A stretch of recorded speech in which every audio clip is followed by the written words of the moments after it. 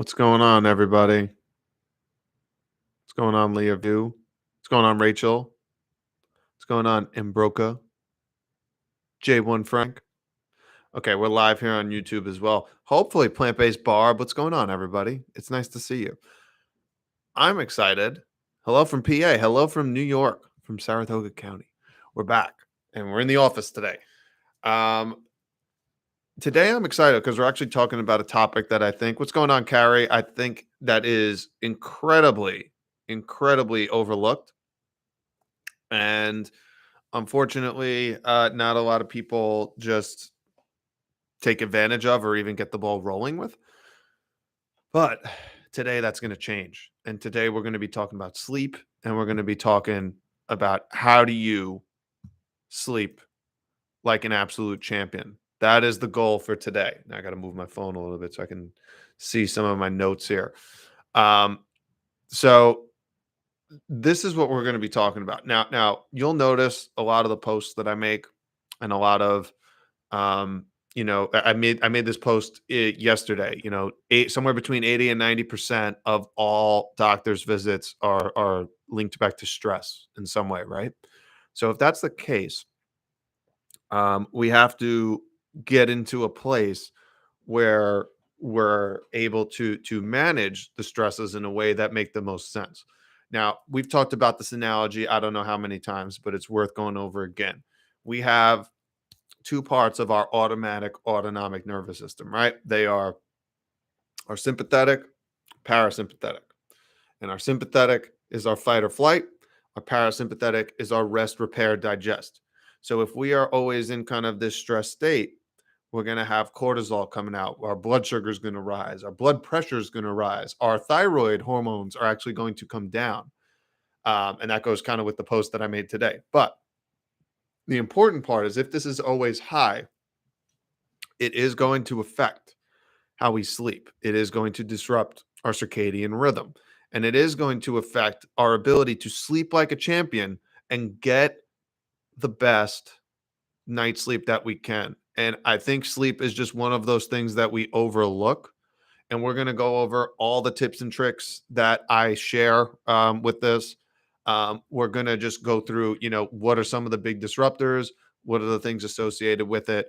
And then more importantly, what you can do about it. So, it's crucial that we get this right, especially when we're talking about things like mental health and physical health. Or if you happen to be performing in any sport, getting your rest, sleeping like you should be is just going to be one of those things that is non-negotiable if you're looking to get the best performance, the best mood, just have the best days of your life. That's the only way it's going to happen.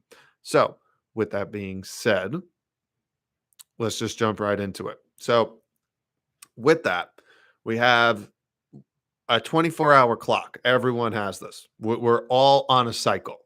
Now, women tend to have two cycles, but men also have one cycle, and that is their circadian rhythm. That is your 24-hour cycle that we all have, that we all run on. It is our day-night cycle, and that is dictated a lot by the rise and fall of the sun. And every organism has a circadian rhythm on this planet. Even the microbes inside us have a circadian rhythm. And this is what controls how we sleep and wake each day. Now, there's primarily two hormones that are going to play a role in this, right? You're going to have cortisol. Now, this is your main stress hormone. Now, again, if you checked out the post I made this morning, this is going to directly affect how much thyroid hormone is made. So if you have cortisol that is always high, this is going to affect your mood. This is going to be a big reason as to why so many people feel like they have low thyroid, or they have Hashimoto's, or they have some other thyroid thing that you think runs in your family. We have to take a step back first and realize, hey, like, is something else? Is something going on with the adrenals? Is our stress kind of through the roof? Because that is going to down regulate thyroid hormone production. So we have to get that straight first. The other one is melatonin. And this is actually triggered by a lack of light. So melatonin production occurs in darker areas. So this is one of the things we'll talk about later. But when we have fluorescent lights, like I have in this office here, if you're exposing yourself to that, particularly at night, that's sending signals in through the eyes, which are directly attached to the brain. Hey, it's still daytime. It's not time to start releasing melatonin. And melatonin, as you might not know, or you might know, is actually one of the best anti-inflammatory and repairing hormones that we have in the body. So other than just helping us sleep, it helps maintain immune system function. It helps with muscle growth and repair. It helps. It is a super powerful antioxidant, and a lot of the detox that happens in our life happens while we're sleeping. So if you look at, oh, you might not be able to see it in the back, but there is a clock up there that shows if you look on a 24-hour clock for Chinese medicine here, you will notice that the liver sits at 1 and 3 a.m. And that is obviously your main detox organ. So sometimes if you tend to wake up at night, particularly during those times, could mean something's going on with the liver or something's going on with detox or something is stressing that's not getting to that point. But I digress. But what happens if you don't get enough sleep? Like, what happens if you're not getting the ideal amount of sleep that you need on a regular basis? It's going to directly affect how well you think, how well you react, how well you work, how irritable you are, how well you learn things. And then obviously, if we go into the performance aspect, it's going to affect how you perform on the field. Are you able to diagnose and change things on the fly as you're able to, or ideally should be able to? And are your reaction times as good as they should be? It's definitely going to affect your mood and input as it goes at life. So making sure that if we are consistently losing sleep, it's not going to be great. I mean, we know now that driving sleepy is more dangerous than driving drunk. So like if we are constantly lethargic, if the adrenals are shot and we're not taking care of that, or if we're just simply not getting the sleep we need, it's going to have downstream effects that are going to be issues. So even if you're losing 1 to 2 hours of sleep a night, so I'm only sleeping 5 hours. Oh, I'm only sleeping 5.5 hours a night. That is going to begin to affect you as soon as a couple days later. It's going to affect your ability to recover as quickly from injuries or workouts. It's going to having ongoing sleep deficiency increases your risk of things like heart disease, obesity, high blood pressure, stroke, kidney disease. Now, think about this. If you're not getting sleep, if you're not getting into that parasympathetic state, if you are in a sympathetic fight or flight state, your blood pressure is going to rise. Your blood sugar is going to rise as well. Why? Because we need to mobilize glucose to get it to cells. And if we're constantly in a stress state, then the glucose in the blood is going to build up and not have anywhere to go because we're not running for our lives and something like that. That response is actually an incredible tool that we have, but it's when we're not using it effectively, we have some issues. Um, we know that if that children who are deprived are more likely to become obese, as high as 80%. Uh, Adults who are sleep deprived, the risk of obesity rises 55%. Sleep does affect how hungry you are too. So it helps maintain the two major hunger hormones, which are ghrelin and leptin. So ghrelin, if you remember, is what gives us the sensation to feel hungry. And leptin does the opposite. It's the sensation of fullness. And if we don't get enough sleep, it means that you're going to feel hungrier than you would if you were well rested. In other words, the balance between leptin and ghrelin gets thrown off when we're not getting enough sleep. Now, the immune system also, because remember, a lot of this stuff, a lot of these immune reactions, and a lot of the work the liver does happens at night. So if we're not taking care of it at night, it's going to be, it's going to lead to some serious issues. Now, when we're talking about things that can potentially disrupt sleep, anxiety, depression. Now that goes both ways because if you're not getting enough sleep and your circadian rhythm's off, you tend to be more anxious and depressed, but it also can be vice versa. Pain can do it. Bladder problems, reflux. Are there menopausal symptoms? Obstructive sleep apnea, restless leg syndrome. You know, if these are disrupting your sleep, then again we have to go back to addressing some of those, and we've already have in some earlier videos, particularly reflux. We've talked about food sensitivities in a bunch of them. We've talked about blood sugar and how that can affect your cycle. When you're talking about disruptors, these are huge. So caffeine is a massive one, and it's something that a lot of us Americans are pretty much addicted to. It's amazing. Like on this 10-minute drive to work I have from where I live, I think I passed two Dunkin' Donuts and at least three other coffee shops on one road, straight shot. So you have like this is a huge problem. You have to understand that caffeine's going to stay in your system, 24 to 48 hours. So after you consume it. So even if you have it in the morning, chances are that night you're going to go to sleep with at least some caffeine still in your system. And that is going to affect your sleep over time, whether you realize it or not. So, that is something that I think is super overlooked and not appreciated. So, it's one thing to do these things, once in a while, and it's another thing to rely on them. And if you are relying on something like caffeine to get your day going, then we have to then reevaluate kind of where we're at here and then start making some serious changes because you are essentially addicted to a drug at that point. And at least as long as you're aware of it, that's how we can kind of get start with that. And it could be slowly weaning off. There's plenty of ways to do it.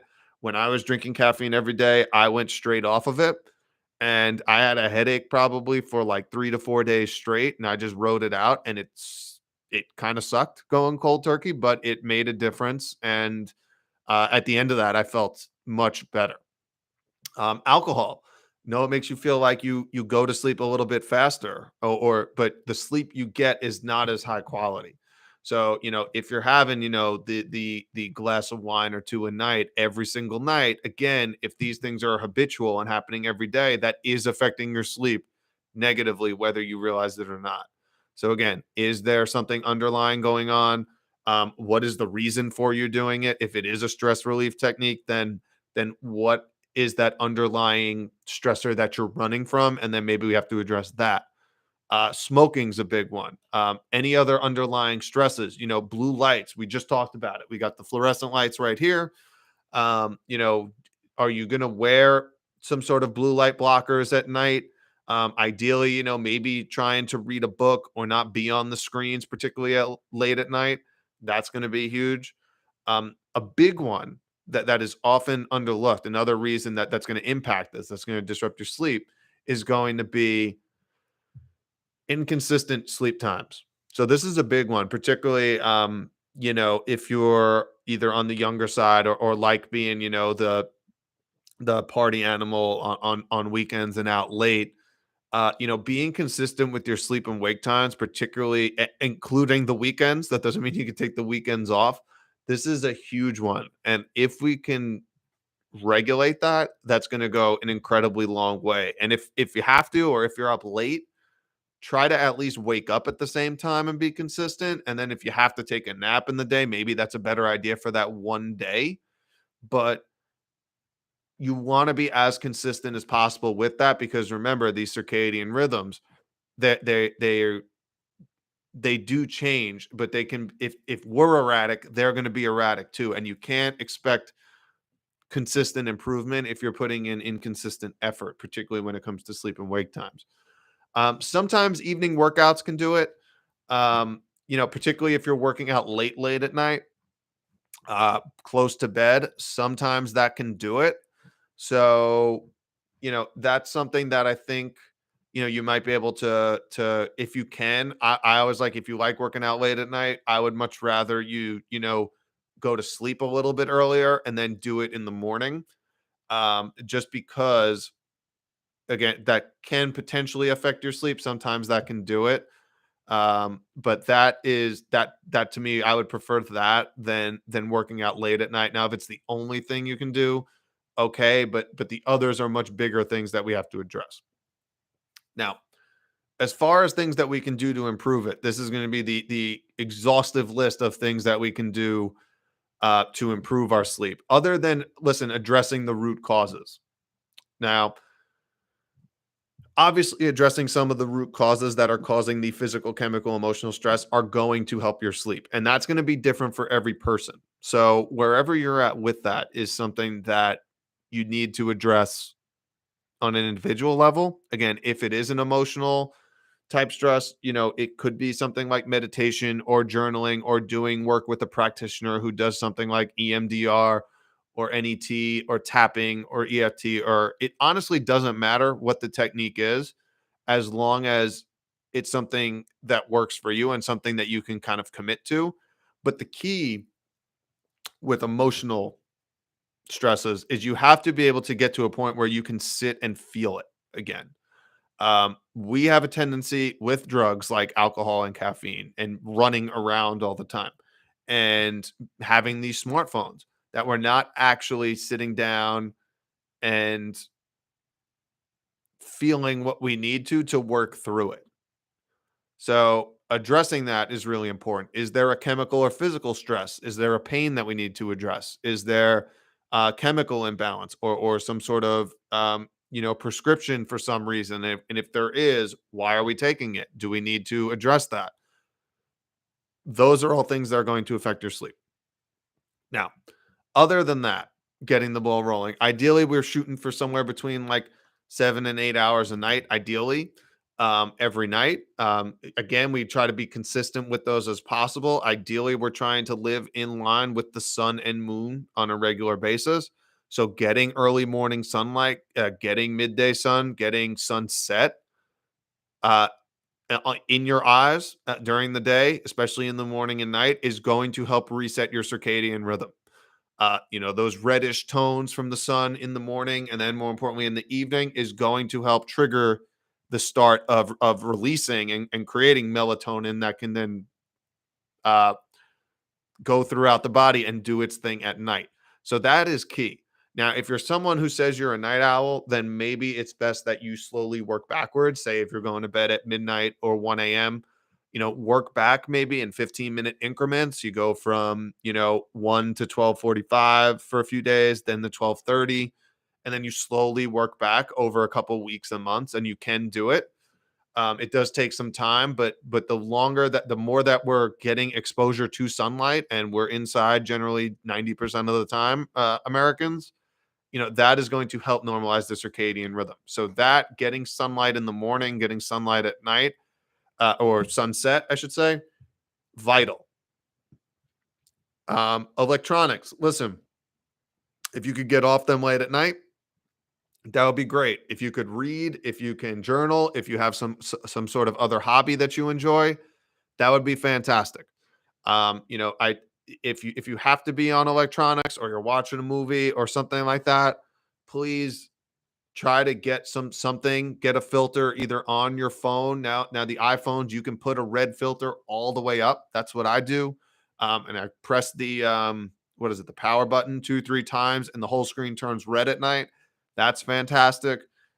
I use the raw optic glasses, which you can check out on my website, Inside Out Health Wellness. There is a discount code. You could find cheaper ones too. On Amazon. If you don't want to support that, I understand. You could go with other companies too. At night, when we're talking about hygiene, at least, 10, 15 minutes before bed, maybe do some reading, do some journaling. Maybe do a meditation before bed, whatever it is, breath work. All of that's going to be key. If you can get some fresh air in your room, listen, I live in a place that gets really cold in the winter. I still try to keep it at least cracked um, at night, just so we get some fresh air coming in. Is the air in that room clean? I mean, that would be a really good place. If you need an air filter, that would be a really good place for it, because that's going to be a room you're spending close to a third of your life in. So making sure you could at least get a window open. If it is shut, are you using an air filter? I like one like Air Doctor, which you can find a code for on my website, but that is something that's really useful. That can be really that's key considering, if you have allergies and stuff like that. Is there something inside, particularly in the house, that could be causing an issue? That's worth addressing, whether it's dust, or mold. That's obviously a huge one. If you're sleeping in a moldy room, then we have to get out of that room. So really, really important stuff. Temperature. So ideally, this can range a little bit. I know the upstate New York winters are tough, man. Saratoga County, it gets cold. But even then, I'm keeping my window at least slightly open, and I would much rather sleep in a colder room than a hot one. And sleeping, speaking of temperature, ideally, sleeping in a room, the ideal temperatures for sleep, again, vary a little bit, usually between like 66 and 68 degrees. Somewhere in that. Generally, sometimes people find it a bit harder to sleep in hotter rooms. So that would be, something worthwhile looking into.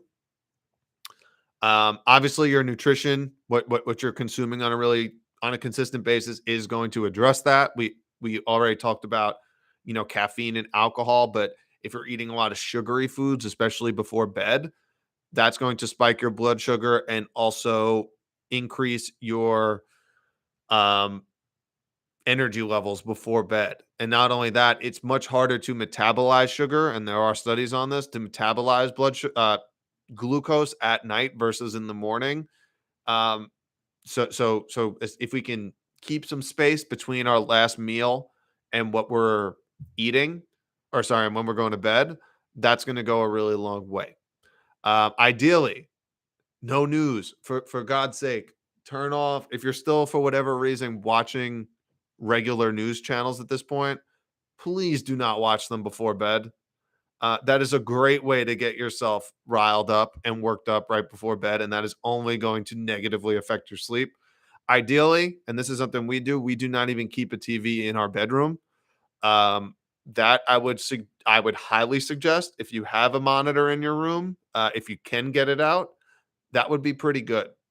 If you have a dimmer switch, that would be awesome too at night. Now, ideally, I prefer the fluorescent bulbs, the incandescent bulbs, which are a bit harder to come by now because the fluorescent ones are very harsh. And ideally, if you have a dimmer switch, sometimes that can help a little bit too. If you don't have the lights on full blast, if you can turn them down a little bit, or if you have the ability to, that's big too. Maybe you might want to try something like salt lamps or something like that. That can be really helpful as well.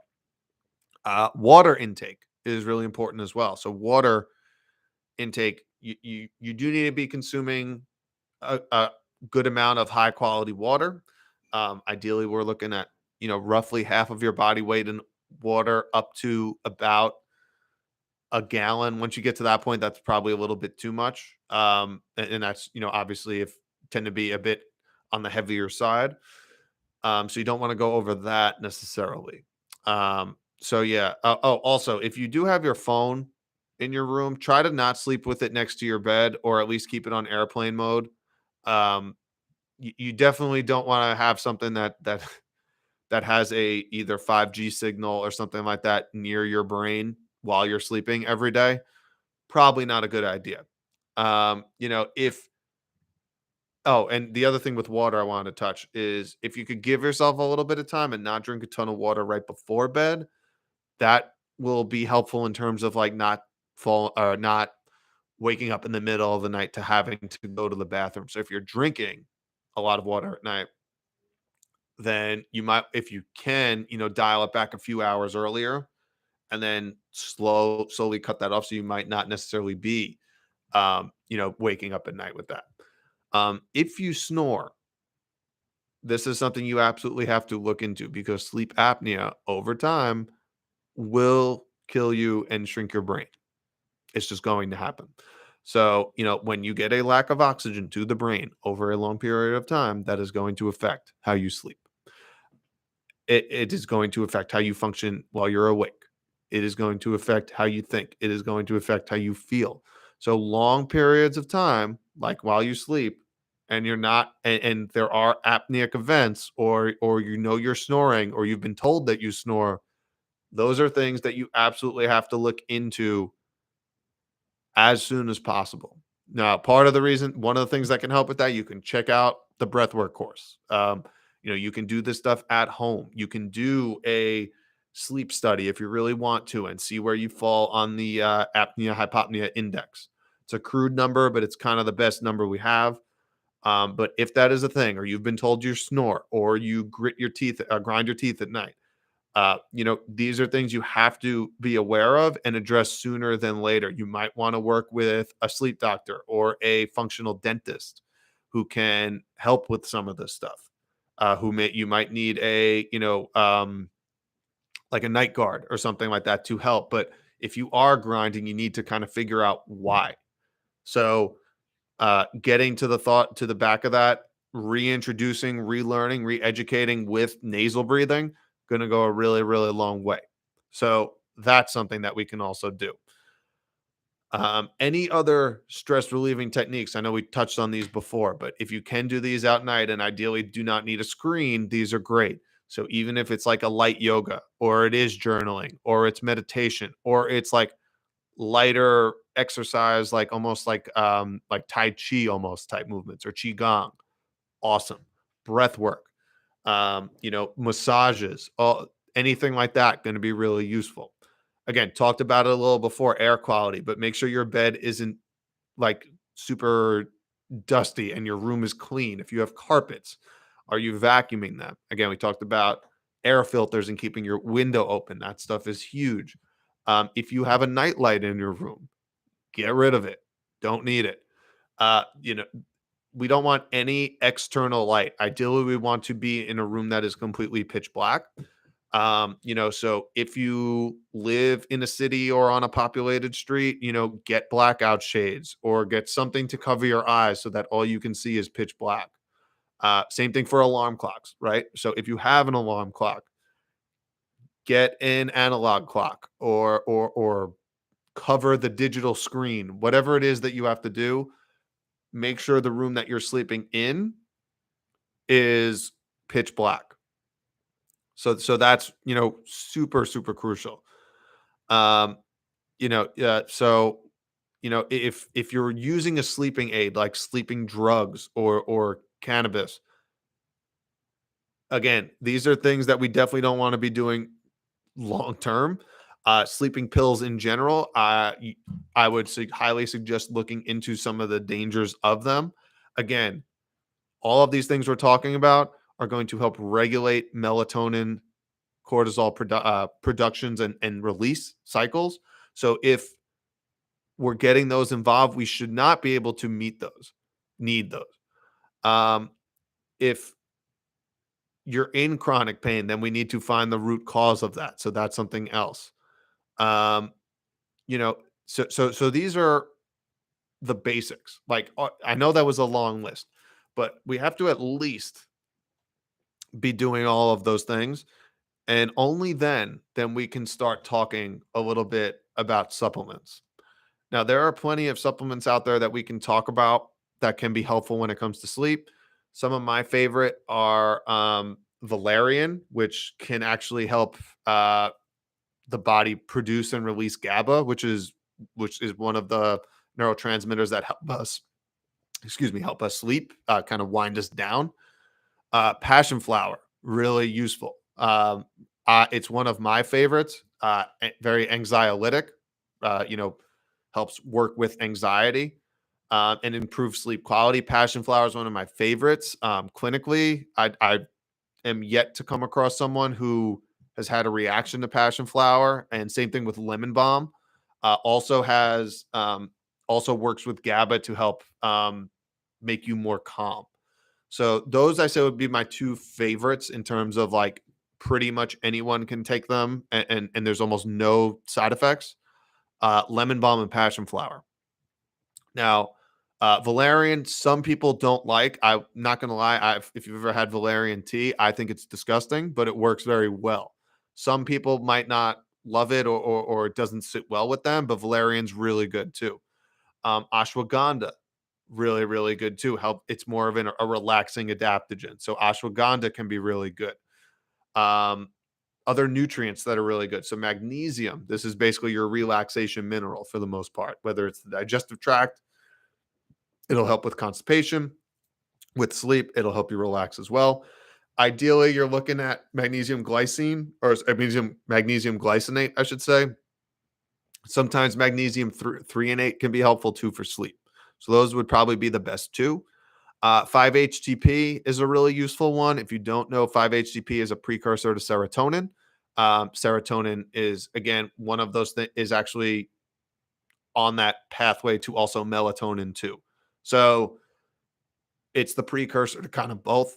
So 5-HTP can be really helpful with sleep.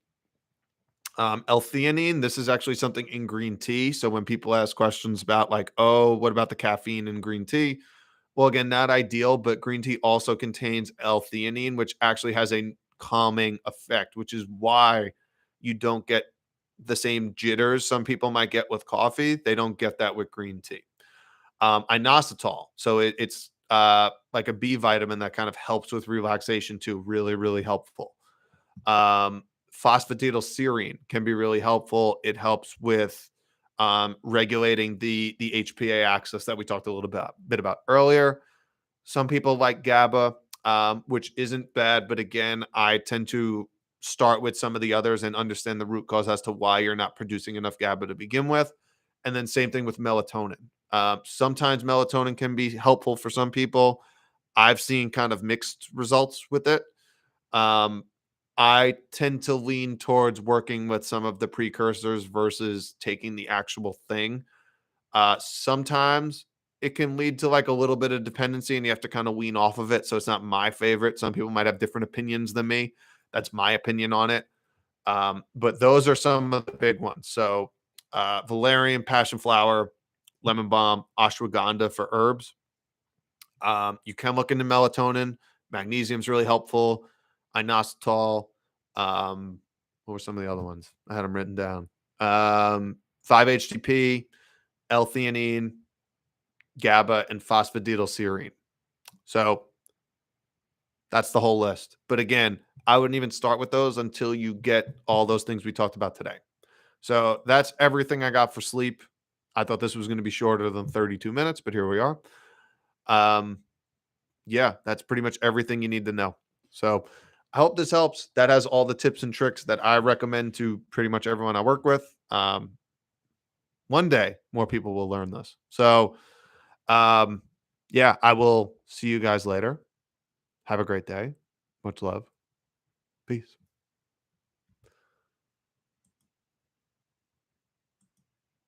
Okay.